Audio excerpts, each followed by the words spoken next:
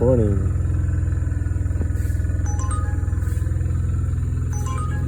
වියන්දර පැත්තට අයරක් බෝඩි වල ඉන්න මේ මොටර් 800ක් හැබැයි ඉන්නේ ඉතින් බලමු කීයක් වම් වේවිද එක කාඩ් හයර් එක බලමු 587යි එකට දැන් ඉන්නේ බම්බලපිටියේ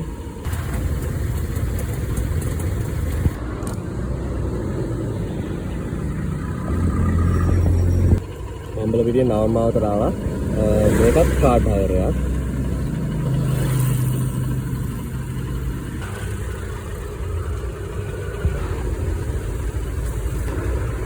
දීගිප 746ක් හම්බුණා. හැබැයි මෙතන පෙන්වන්නේ 656යි. ඒකට හේතුව තමයි ඊයේ දවසේ මම 6 ගත්තේවට ඇප් එක කියන්නේ Uber fee එකක් ගන්නවා රුපියල් 90ක. ඒක ඩිඩක්ට් වෙලා තමයි මෙතනින් පෙන්වන්නේ. ඒකයි දැන් අද උදේ ගිහපු 6 දෙකම කාඩ් පේමන්ට් නේ උනේ. එතකොට ඒ කාඩ් පේමන්ට් වැටෙන්නේ අපේ මෙතන වොලට් එකක් තියෙනවා. ඒ වොලට් එකේ පෙන්නනවා මේ available balance එක. දැන් මෙතන පෙන්නන්නේ 516යි. ඒකට හේතුව තමයි ඊයේ දවසට ගෙච්ච 90යි ඊට කලින් දවසට වෙච්ච 90යි.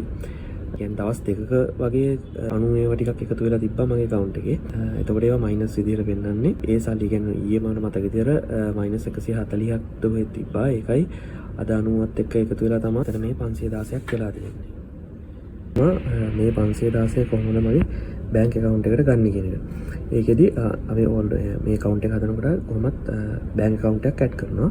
ඉතින් අපිට කරන්න තියෙන්නේ මෙතන මේ cash out කියන එක select කරලා මෙතනින් එයාලා රුපියල් 5ක් කපා ගන්නවා කියලා තියෙනවා. ඊට පස්සේ මෙතන account number එක පෙන්නනවා. ඊට පස්සේ මෙතනින් මේ විදිහට confirm දෙන්න තියෙනවා.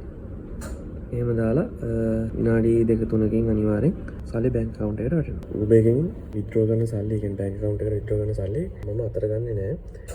ඒක 10000ක් එකතු වෙනකන් තියන් ඉඳලා account එකේ මම කරන්නේ share market එකෙන් shares ටිකක් buy කරනවා ඒ රුපියල් 10000යි. හැම මාසෙකම ඒක තමයි මම කරන්නේ.